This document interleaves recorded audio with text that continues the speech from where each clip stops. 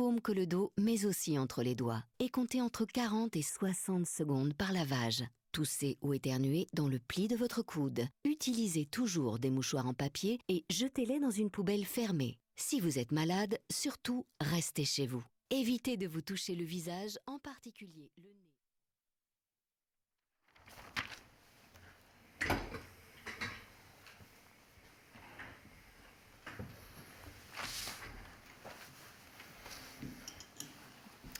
Bonjour tout le monde, goedemorgen iedereen. We zijn nu vrijdag 3 april. Bedankt om aanwezig te zijn voor onze persconferentie. Ik zal direct het woord geven aan Steven om een stand van zaak te geven over die pandemie. Bonjour tout le monde, goedemorgen iedereen.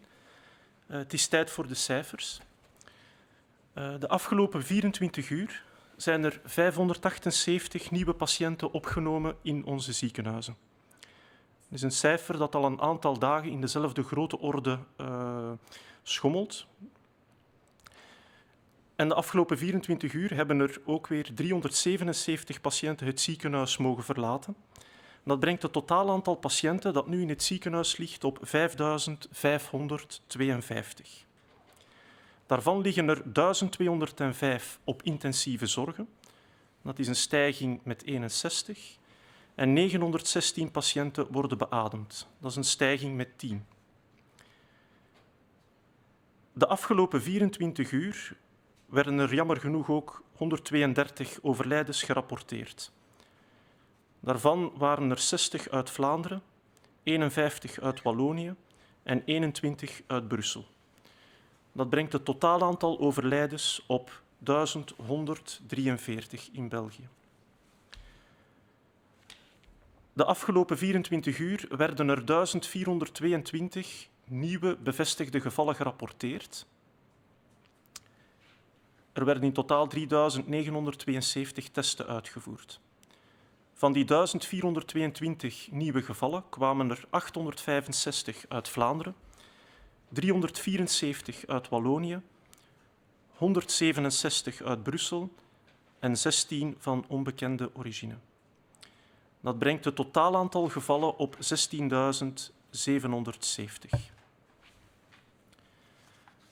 We krijgen regelmatig de vraag, hoe komt het dat ondanks de maatregelen dat er maar steeds nieuwe gevallen blijven bijkomen? Is dat normaal? Het is belangrijk om te zeggen dat de cijfers lijken te stabiliseren. Het aantal nieuwe hospitalisaties die elke dag gemeld worden, schommelt ergens tussen de 500 en de 600 en lijkt niet verder door te stijgen. Dat is bemoedigend, blijft een hoog aantal, maar het is toch een mooi teken. Het is mogelijk dat we de komende dagen naar een piek of een plateau evolueren, maar dat is moeilijk om dat nu al te zeggen. Dat zullen de cijfers van de komende dagen uitwijzen. Door de maatregelen hebben we onze maatschappij opgedeeld in kleine groepen of groepjes. Een gezin, een woonzorgcentrum, een bedrijf is een entiteit of een groep.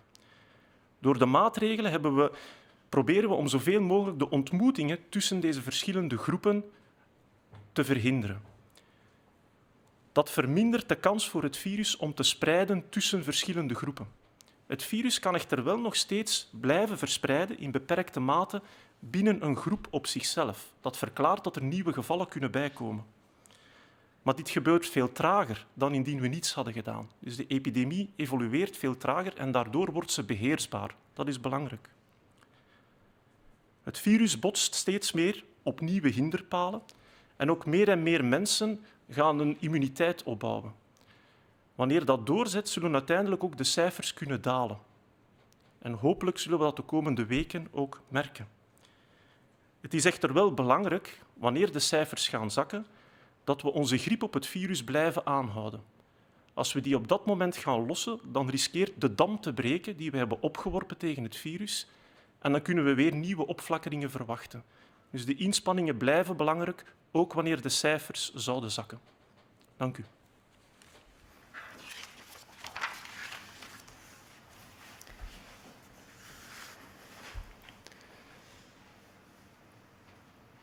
Goedemorgen iedereen, bonjour à tous. Aujourd'hui, nous faisons le point sur la journée d'hier, donc du 2 avril. Hier, 578 personnes ont été hospitalisées dans le cadre d'une infection à coronavirus et 377 personnes ont pu quitter l'hôpital. Cela porte aujourd'hui à 5552 personnes le nombre de personnes qui sont hospitalisées aujourd'hui. Parmi elles, 1205 sont aux soins intensifs. C'est une augmentation de 61 personnes par rapport à la journée d'hier. En ce qui concerne l'occupation des lits de soins intensifs, on a un taux d'occupation aujourd'hui pour le pays de 55% et il y a 1065 lits encore disponibles. En ce qui concerne le nombre de personnes qui nécessitent une assistance respiratoire, le nombre total aujourd'hui est de 916. C'est une augmentation de 10 personnes par rapport à hier. Nous avons également été informés du décès de 132 personnes. Parmi celles-ci, 60 étaient en Flandre, 21 à Bruxelles et 51 en Wallonie. Cela porte à 1143 le nombre de décès liés à une infection à coronavirus depuis le début de l'épidémie. Pour la journée d'hier, 3972 tests de laboratoire ont été réalisés. Parmi ceux-ci, 1422 étaient positifs pour coronavirus. 865 étaient en Flandre, 167 à Bruxelles et 374 en Wallonie.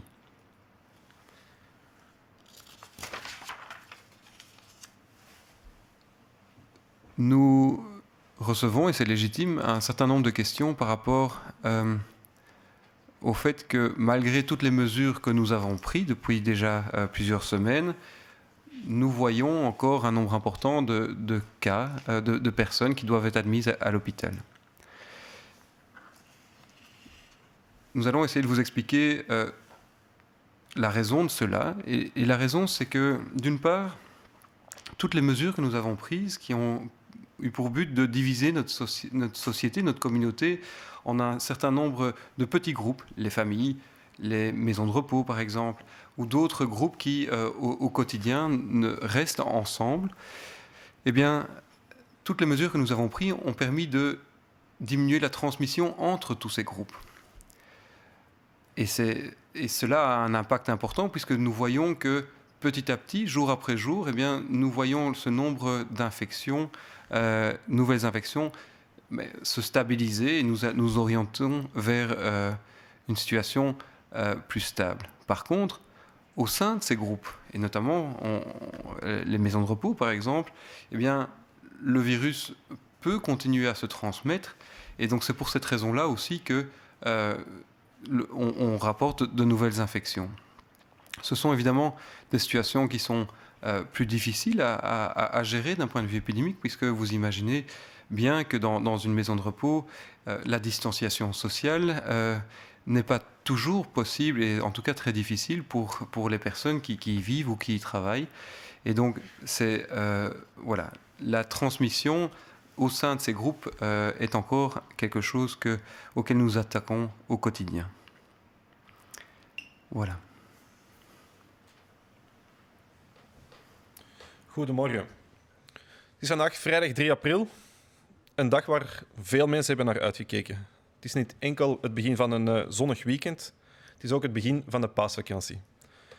Vele mensen kunnen door het coronavirus jammer genoeg, vele plannen kunnen door dit coronavirus jammer genoeg niet doorgaan. Deze situatie is voor niemand aangenaam en dit beseffen we allemaal. Deze crisis vraagt verregaande inspanningen van iedereen. We hebben nu eenmaal geen keuze. Dit is de enige manier om de situatie in ons land onder controle te houden. De volgende dagen beloven zonnig te worden, zelfs zomers. Ideaal om met het gezin te profiteren van de eerste zon, uiteraard met respect voor de gekende maatregelen. Deze maatregelen zijn er om de gezondheid van ons allemaal te beschermen. Blijf ze volhouden, ook met dit mooie weer. Voor zover dit nog nodig is, herhalen we nog de basisregels. Wandelen, lopen en fietsen met dit mooie weer is mogelijk. Maar het is niet toegestaan om met uw wagen te nemen om bijvoorbeeld naar de fruitstreek te gaan, de Ardennen of de kust. Wandelen, lopen of fietsen doe je in gezinsverband. Of met één vriend en uiteraard met respect voor de fysieke afstand. De zondagse fietstocht met de wielerclub zal dit weekend niet kunnen doorgaan. Zorg er ook steeds voor dat u de fysieke afstand respecteert. Dit is zeker een aandachtspunt bij plaatsen waar veel mensen willen ontspannen. Denk daar bijvoorbeeld aan parken. Alle andere vormen van recreatie, zoals bijvoorbeeld motorrijden, zeiltochten, zijn niet toegelaten. Alle niet-essentiële verplaatsingen blijven verboden. Met dit mooie weer zullen heel veel mensen voor de eerste keer willen barbecuen. Dat kan, maar uiteraard enkel met uw gezin. Buren, vrienden of familie uitnodigen zal voor later zijn. Ook een picknick in het park, ook al is dit enkel met uw gezin, kan nu jammer genoeg niet. Wij rekenen op de solidariteit van iedereen om de regels te blijven naleven. Hou vol en maak er ondanks deze vreemde situatie toch een mooi weekend van. Dank je wel. Bonjour, nous sommes donc le vendredi 3 avril, un jour qui a certainement été marqué par une petite croix dans votre calendrier, non seulement parce que c'est le début d'un week-end ensoleillé, mais surtout parce que c'est le début des vacances de Pâques. Malheureusement, beaucoup de projets initialement prévus pour ces vacances ne pourront pas avoir lieu à cause de ce coronavirus. Cette situation n'est agréable pour personne. Nous le réalisons tous chaque jour. Et cette crise demande des efforts considérables à chacun d'entre nous. Mais nous n'avons pas le choix. C'est la seule façon que nous avons maintenant pour garder cette situation sous contrôle et la plus gérable possible pour les hôpitaux. La météo des prochains jours nous promet des jours ensoleillés, voire même estivaux. C'est vraiment les moments idéaux pour, en famille, profiter de ce soleil. Vous pouvez le faire, mais en respectant bien sûr ces consignes de santé. Ces consignes sont là pour vous protéger, vous, pour protéger les autres. Continuez donc à respecter ces consignes de santé publique malgré le beau temps. Pour autant que ce soit nécessaire, on va rappeler certaines règles de base. Se promener, courir, faire du vélo, par un tel beau temps, bien sûr que c'est possible. Mais il n'est pas autorisé de prendre par exemple sa voiture pour aller jusque dans des régions où les paysages sont plus fleuris, ou pour aller à la mer, ou pour aller dans les Ardennes. Se promener, courir ou faire du vélo est évidemment possible avec sa famille, les gens avec qui on vit sous le même toit, ou éventuellement avec un ami, tout en respectant cette distance physique qu'on s'est mis entre nous pour notre santé à tous. Le tour en vélo que vous faites d'habitude, peut-être le dimanche avec votre club cycliste, mais il faudra le reporter, ça sera pour plus tard. Faites attention aussi à respecter cette distance physique lorsque vous êtes dans des lieux où il y a beaucoup de monde, par exemple les parcs ou les bois. Pour être clair, toute autre forme d'activité récréative, par exemple se promener en moto ou faire de la voile, naviguer, est interdit. Tous les déplacements non essentiels restent interdits. Si nous appuyons sur ces mots, c'est parce que c'est indispensable dans les jours qui viennent de continuer à respecter ces règles pour éviter que le virus ne se propage encore plus vite. Avec ce beau temps, certains d'entre vous voudront certainement faire des barbecues. Bien sûr que ça se peut, faites-le avec votre famille, avec les gens avec qui vous vivez sous le même toit. Malheureusement, n'invitez pas vos amis, vos voisins ou vos proches, ce sera pour plus tard. N'oubliez pas que les pique-niques dans les parcs, même en famille par contre, ne sont pas autorisés. Nous comptons bien sûr sur vous, sur cette solidarité durable qui existe maintenant depuis plusieurs semaines. Tenez bon, continuons à suivre ces consignes et profitez au mieux de ce week-end dans les circonstances aussi difficiles soient-elles. Merci. On va passer aux quelques questions que nous avons reçues. Comment expliquer que le taux de mortalité par habitant est supérieur en Wallonie et à Bruxelles, alors que le nombre de personnes testées positivement est plus important en Flandre?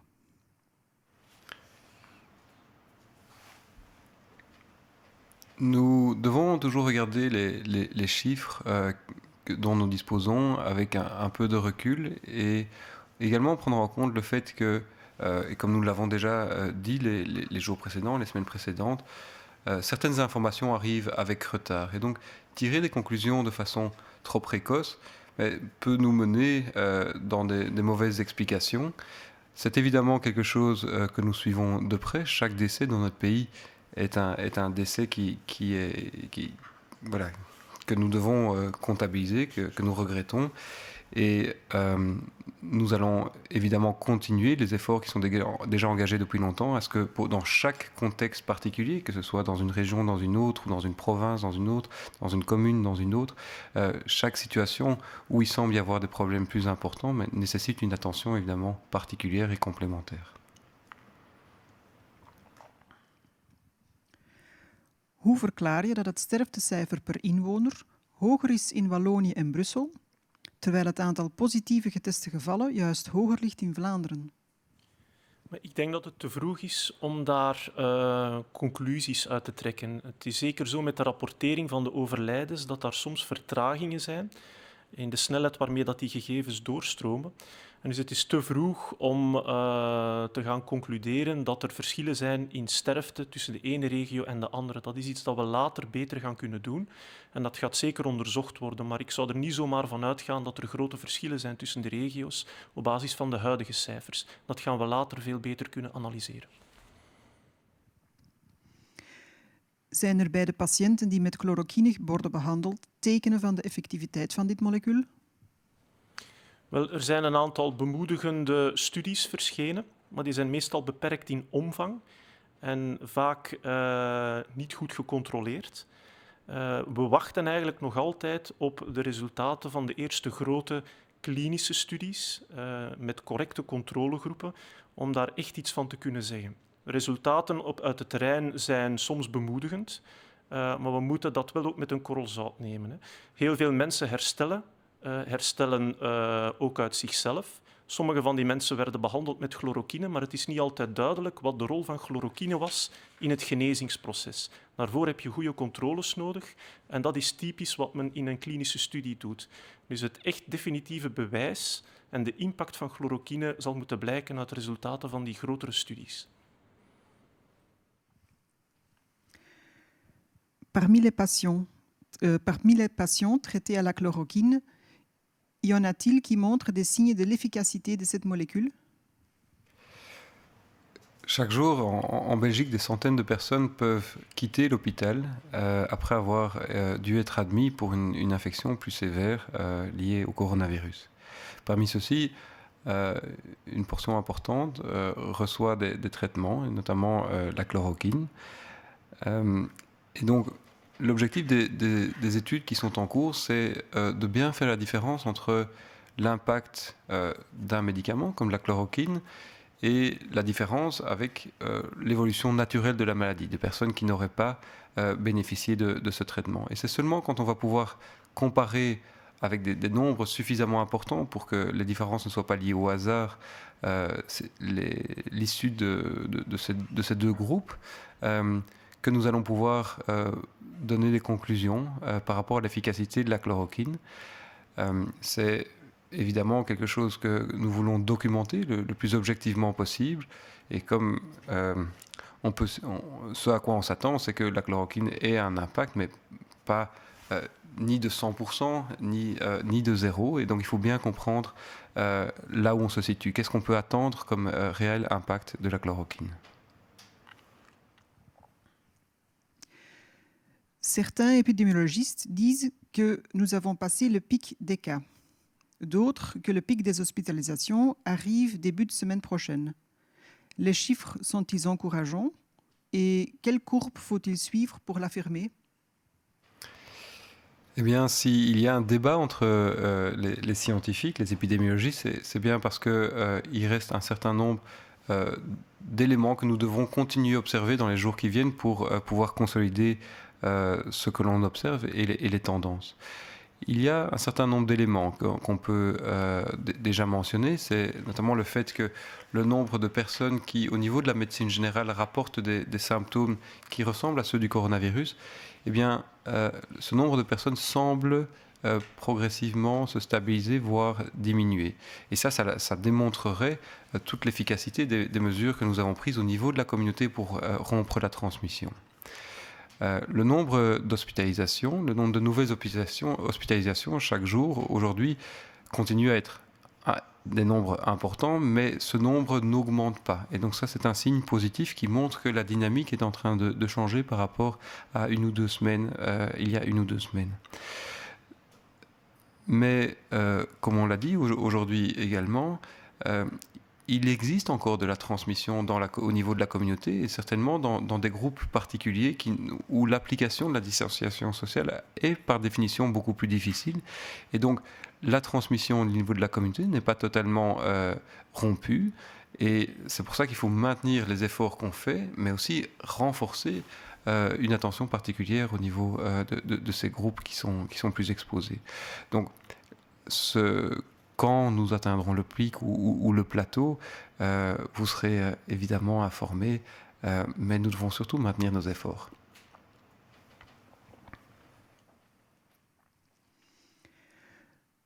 Sommige epidemiologen zeggen dat we het hoogtepunt van nieuwe gevallen hebben gehad. Anderen zeggen dat het hoogtepunt van ziekenhuisopnames begin volgende week zal zijn. Zijn de cijfers bemoedigend en welke curve moeten we volgen om dit te bevestigen? Wel, er zijn een aantal cijfers die aanduiden dat het aantal nieuwe gevallen dat we dagelijks optekenen lijkt te stabiliseren. Het stabiliseert op een vrij hoog niveau, dat is belangrijk, maar er is wel een zekere stabilisatie.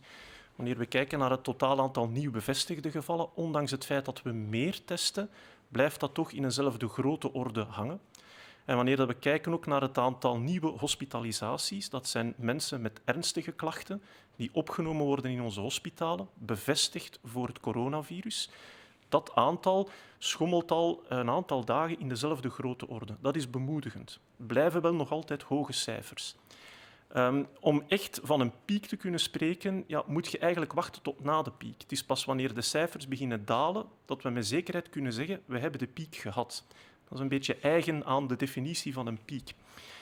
Dus ik heb goede hoop dat we dat hopelijk een deze dagen kunnen zeggen. Hoe vroeger, hoe liever. Maar het blijft natuurlijk nog een beetje koffiedik kijken, omdat we elke dag weer de cijfers moeten afwachten.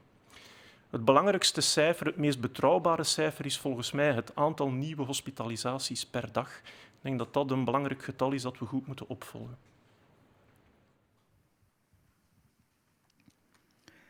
Hoe werkt het distributieplan? Wie heeft de leiding en is er één aanspreekpunt voor ziekenhuizen? Wel, het distributieplan wordt centraal beheerd door de FOD Volksgezondheid. Zij volgen dit op samen met alle ziekenhuizen in het land. En de gegevens worden 2 maal per dag verzameld van het aantal patiënten per ziekenhuis.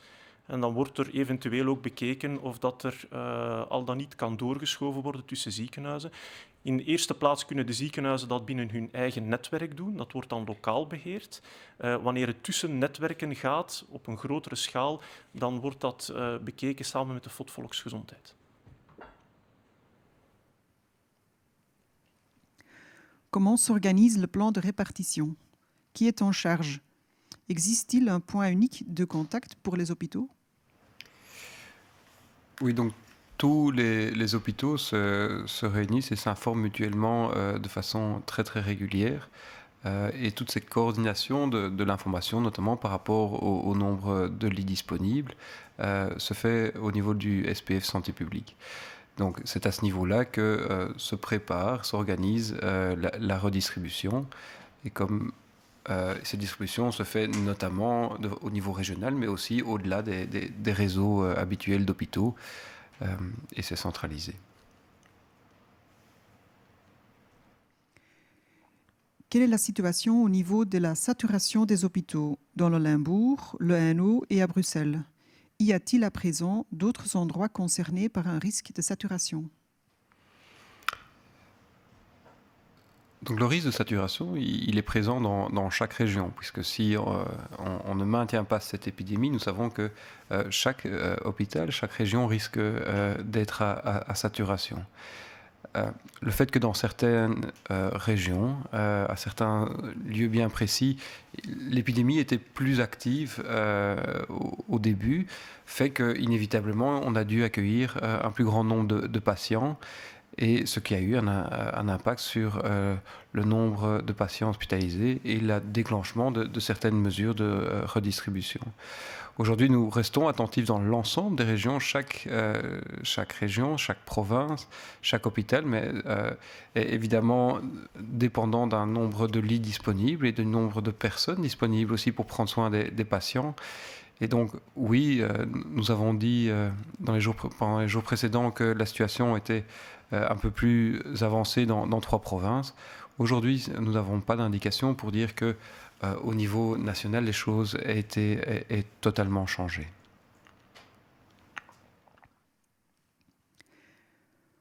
Hoe zit het met de verzadiging van ziekenhuizen? In Limburg, Henegouwen en Brussel.